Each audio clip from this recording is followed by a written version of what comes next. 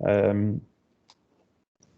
Premièrement, donc si vous êtes prêts, on va passer en mode partage.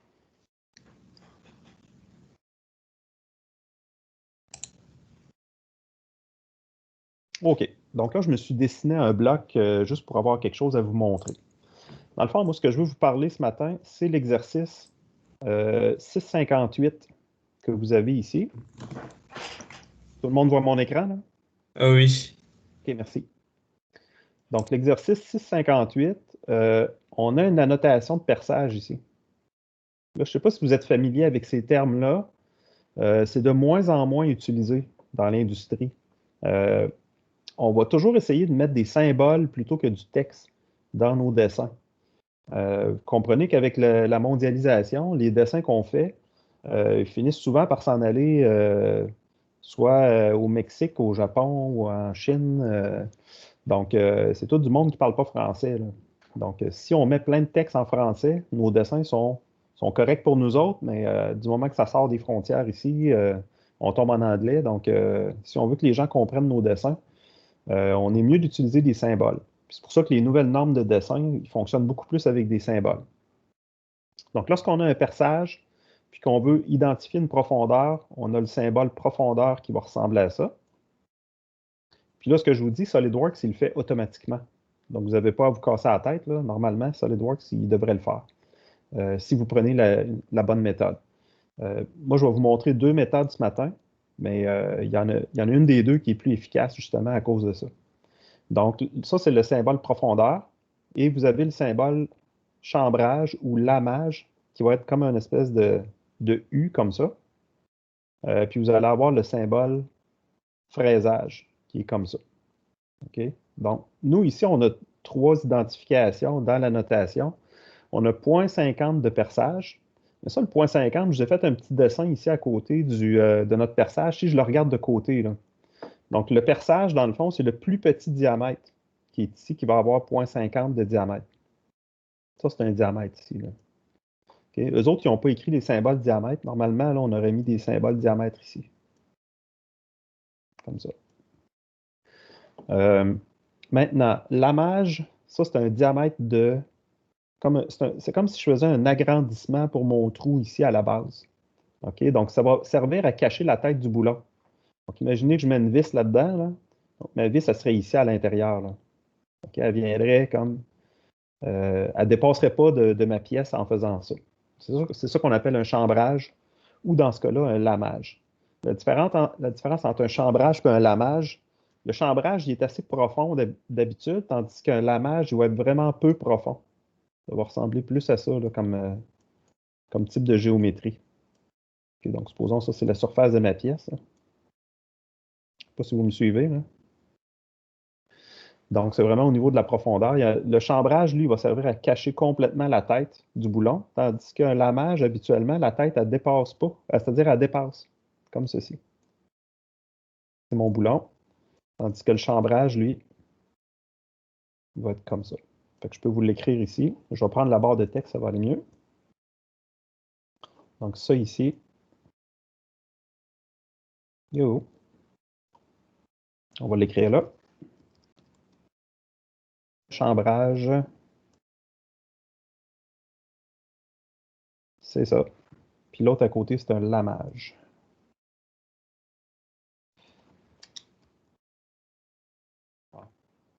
Mais dans les symboles de perçage, là, ils ne font pas de distinction. C'est-à-dire qu'il y a juste un symbole pour les deux.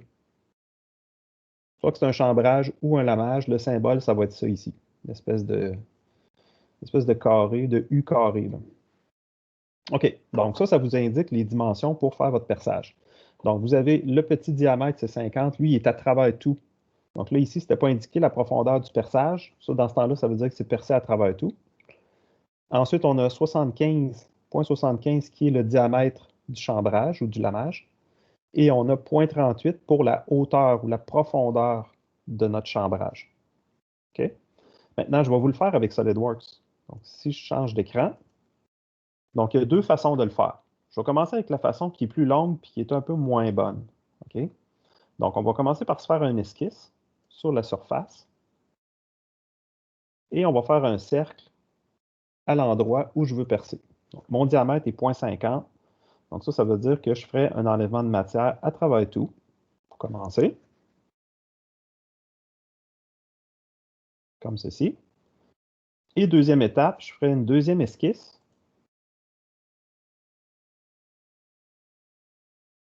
Comme ceci, à 0,75 de diamètre.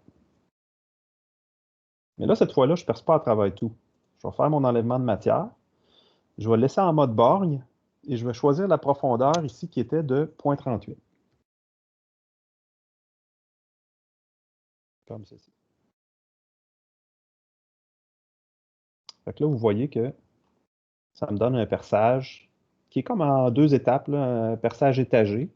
Que si j'avais un boulon qui viendrait là-dedans, donc je pourrais cacher la tête du boulon complètement. Puis des fois, pour l'assemblage, c'est important. OK, je vous donne une deuxième technique pour le faire. Là, c'est important que vous écoutez bien parce que c'est du nouveau. On va utiliser une fonction qui s'appelle l'assistance pour le perçage. Est-ce que j'en avais parlé dans mon vidéo de théorie pour le 3D? Je pense que non, hein?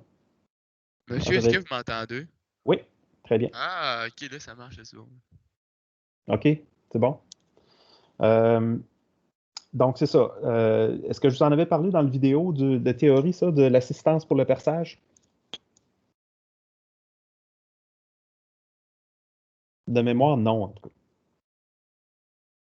Fait que, dans le fond, l'assistance pour le perçage, là, vous avez 9 options de perçage différentes. OK? Ça, ce qui est le fun avec l'assistant de perçage, c'est que lui, il connaît toutes les sortes de boulons. Ben, du moins, là, la plupart des sortes de boulons. Il connaît tous les diamètres que ça prend si je veux assembler tel ou tel type de boulon. Puis il connaît aussi par cœur tous les filets standards. OK? Fait que ce qui est le fun là-dedans, c'est que je vais pouvoir faire des trous de passage pour mes vis sans me casser la tête à savoir c'est quoi le diamètre que ça prend si je veux, supposons, passer un boulon de 1/2 ou un boulon de 10 mm. Okay? Donc, il connaît toutes les dimensions dans sa base de données. Fait que là, vous avez les options suivantes. Okay? Ceux qui vont nous servir le plus, là, c'est les trous chambrés. C'est ça qu'on va faire tantôt. Vous avez aussi le trou de passage qui est juste un trou droit.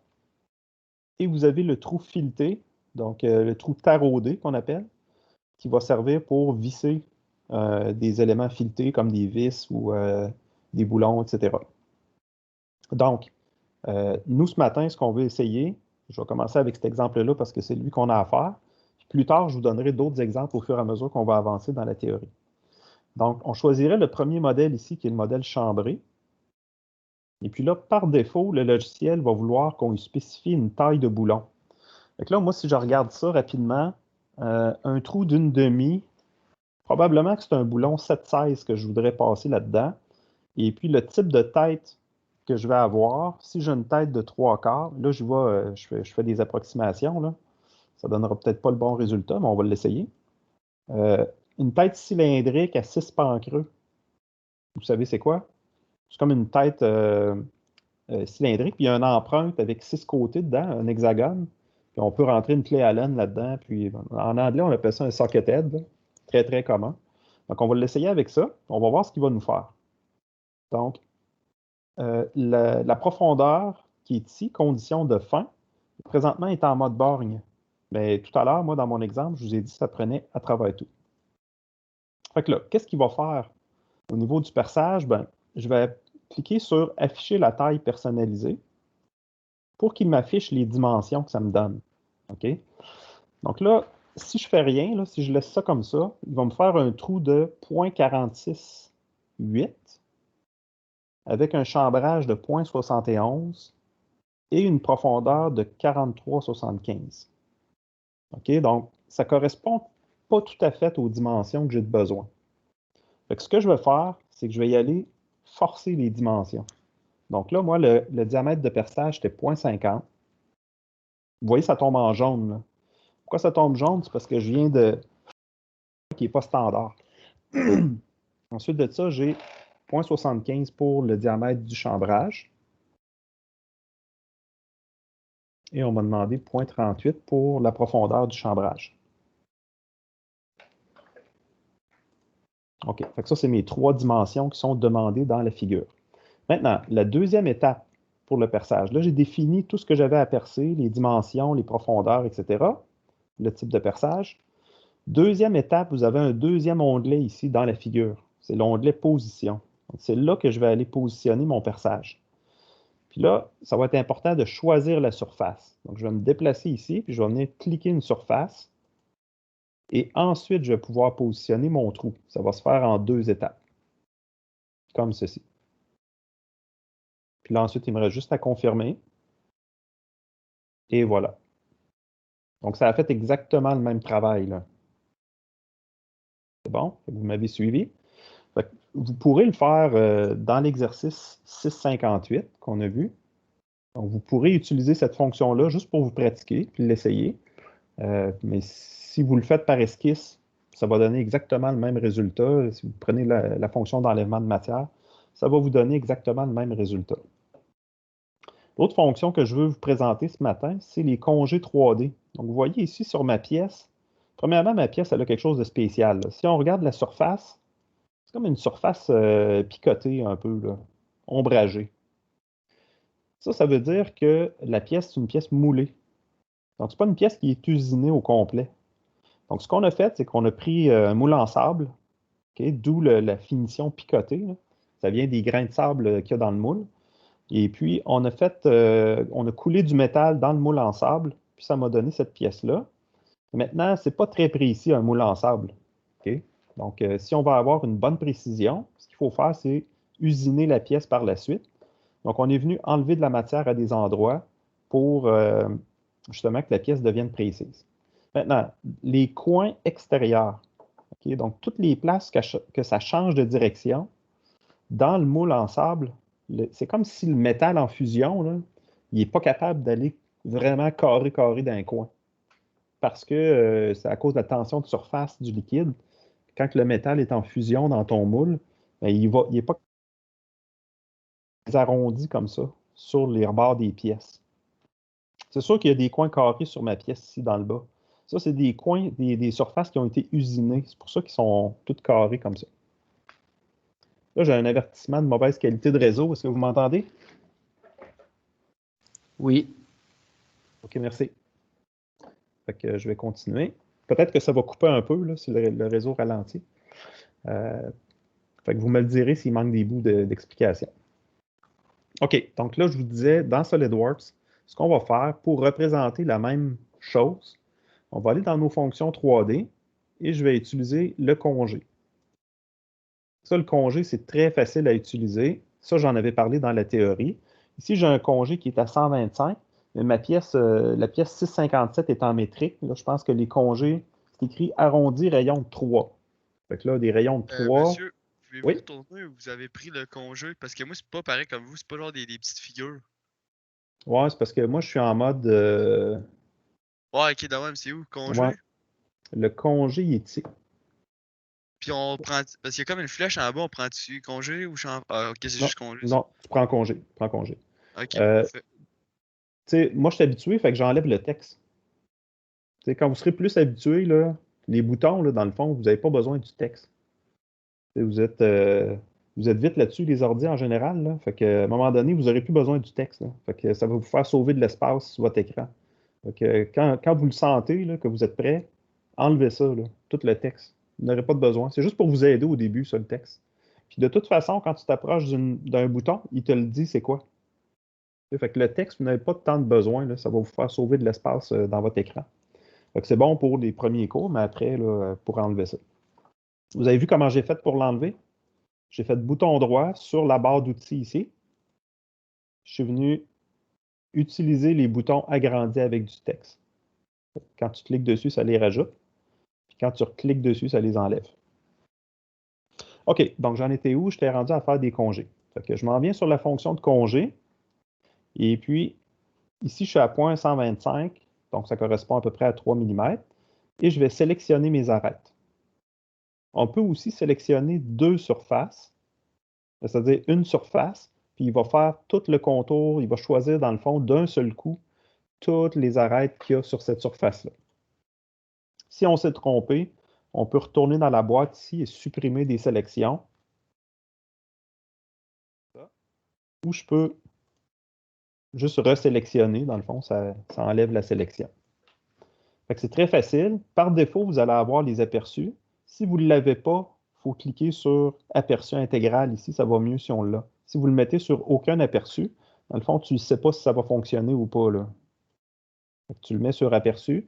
Fait que comme ça, tu as une idée en jaune là, du résultat que ça va te donner. Le logiciel est assez bien fait parce qu'il va être capable de faire des...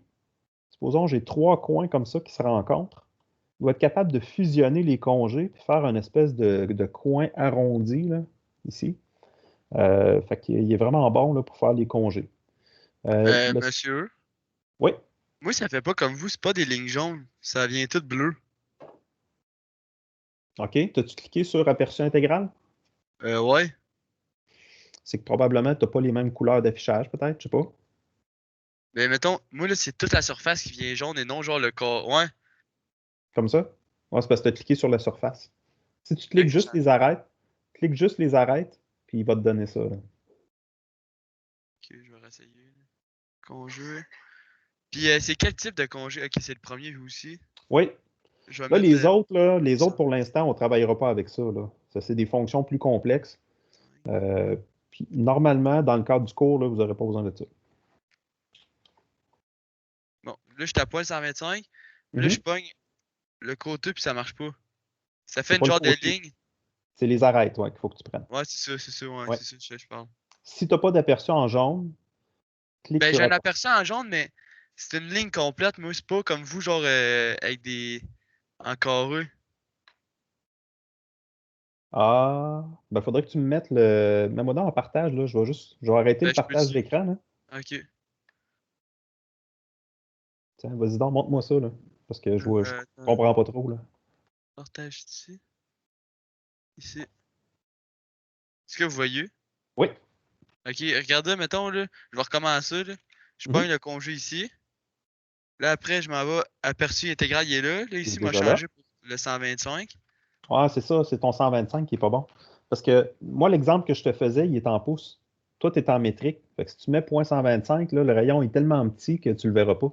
Ah, C'est ok. c'est 3 mm, toi, il faut que tu mettes. Ok. Essaye ça, va, mets-le à 3 mm. Ok. Euh, Ah! Bingo. Ok, là, Là, je comprends. tu vois-tu ce qu'il a fait? Il a choisi toute la ligne. Toi, même si tu as pris juste le segment du milieu, là, lui, il est Ouais. allé choisir les deux extrémités aussi qui étaient courbées. C'est Mais parce nous que autres, tu c'est ça as un... qu'on veut, là, pour cette Oui, formule. oui, mais il y a des fois que c'est pas ça que tu veux. Si Ok. jamais tu ne le veux pas, tu enlèves propagation tangente. Vois-tu, tu as un clic là, du côté gauche sur propagation Ouais, ici, tangente? là. Ok, Ouais, ouais. enlève-les juste pour voir, là. Ah, ok, je viens de comprendre. Fait que là, il te ferait juste le segment du milieu. Ok, puis nous autres, là, on a juste ces côtés-là, mais on veut que la surface ici soit comme un genre de sable, comme vous avez dit tantôt. Est-ce que je dois mettre les arêtes de ce côté-ci ou ceux-là, vu qu'il est Non, droit, on le met pas? c'est bien correct comme tu es là. Ok. Rajoute pas d'autre chose après, ta figure est finie, là. Puis vous n'avez pas besoin de mettre la surface rugueuse, là. Ça, c'est de l'esthétique qu'on n'a pas de besoin, là. Ah, bon, ben, ok, c'est fini d'abord. Est-ce Ouais. que vous voulez que je vous le réenvoie? Là, tu l'avais déjà envoyé, Ouais, puis celui-là, je l'avais déjà envoyé. il n'y avait pas de congé dessus. Ouais, c'est ça. Ouais, envoie-le, puis appelle-le version 2. Ok. Euh, Oubliez pas quand vous sauvegardez, c'est ça, ça prend toutes les mesures, là. Fait que toutes tes pièces que tu as envoyées en PDF, il y avait les mesures dessus. Vous voulez dire la notation, là? Ouais, c'est ça. Quand tu fais bouton droit sur annotation, puis tu vas Ouais, ben là, chercher moi, c'est montrer correct les en ce moment, cotes. là. Oui, oui, c'est Vraiment, ça, il c'est est bon. tout. Ok, ok, ok, Ouais, ok. C'est bon. c'est bon. Mais s'il y a des cotes qu'on voit pas, il faut que tu les sortes de la pièce, là, pour que je les vois. Ah, ok, ben, je pense qu'on les voit toutes. OK. Non, celle-là, on voit la pas. Il y a des fois, on peut mettre la pièce transparente, puis on voit à l'intérieur. Ou encore, tu peux cliquer sur les fonctions, puis tu vois apparaître les mesures des fonctions. On fait comment pour la mettre transparente, la pièce? OK. Tu peux-tu nous enlever le partage, Thomas? Ouais, ouais, je vais faire ça. Attends-le. Ok, c'est fait. Je vais retourner à mon... OK. Good. Pour mettre la pièce transparente, rien de plus facile. On s'en va sur la première fonction ici en haut. Tu peux faire bouton droit. Et puis tu vas cliquer sur transparence de premier niveau. Parfait, ça. Ça va pas mal aider pour les codes cachés. Ouais, c'est ça te permet de voir la pièce. Puis regarde, il y a comme un petit onglet ici, là. Je ne sais pas si vous aviez déjà essayé la flèche qu'il y a sur les fonctions, là. Donc, cette petite flèche-là, elle vous donne des idées sur, dans le fond, c'est des informations sur l'apparence de la pièce. Et là, présentement, ma pièce est comme en transparence. Si je clique dessus, bougez pas, enlever l'apparence. Non, c'est pas ça. Transparence de premier niveau. OK.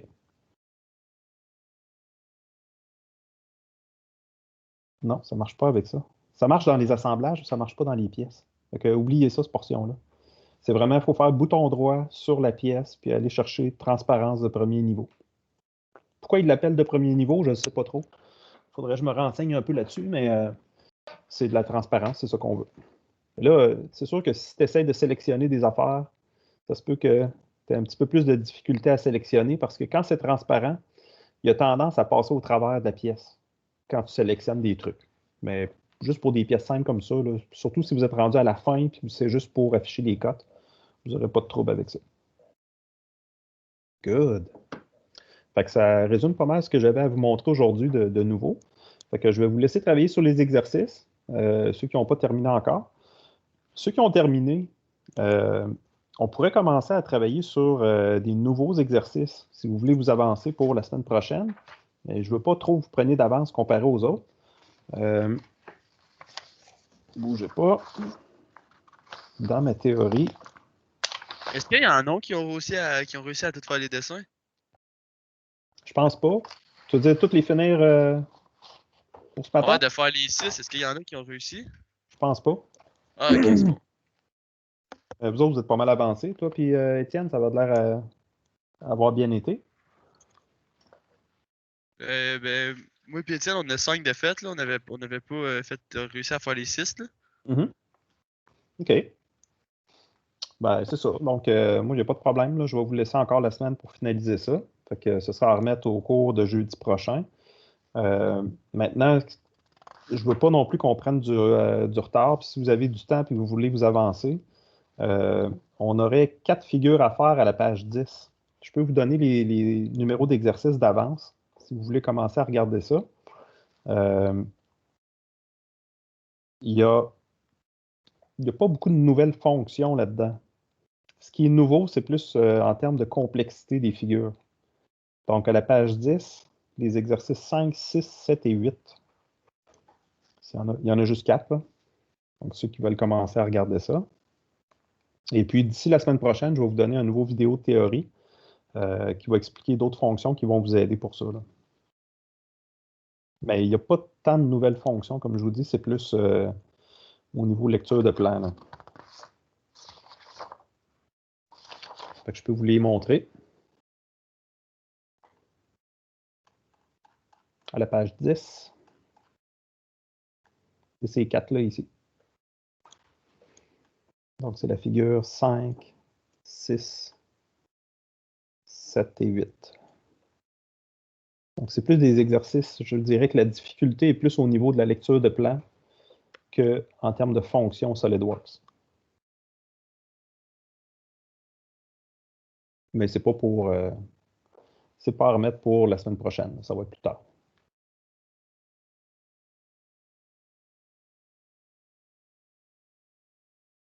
Est-ce qu'il y avait d'autres questions concernant les exercices qui étaient à remettre aujourd'hui?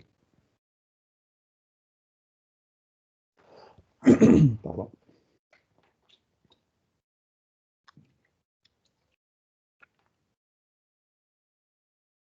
Je peux vous laisser avancer un peu.